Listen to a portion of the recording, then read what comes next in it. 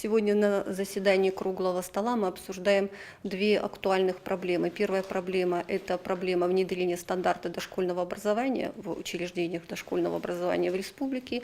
И вторая – это ликвидация очередности в дошкольные учреждения. Собственно, они связаны одна с другой. В настоящее время уже разработан план внедрения стандарта в республике, разработан ряд важных документов, часть из них находится пока в проектах, но тем не менее, которые позволят нам успешно внедрить стандарт. Мы, безусловно, надеемся на сотрудничество с муниципальными органами, на поддержку общественности. Вот целью получения этой поддержки, доведения до широкой общественности республики информации о том, что происходит в системе дошкольного образования, является сегодняшнее наше совещание, конференция «Круглый стол». Стандарты утверждены и вводятся с 1 января 2014 года, но их введение связано с разработкой ряда документов, нормативных, финансовых, методической подготовкой кадров, поэтому вводим поэтапно.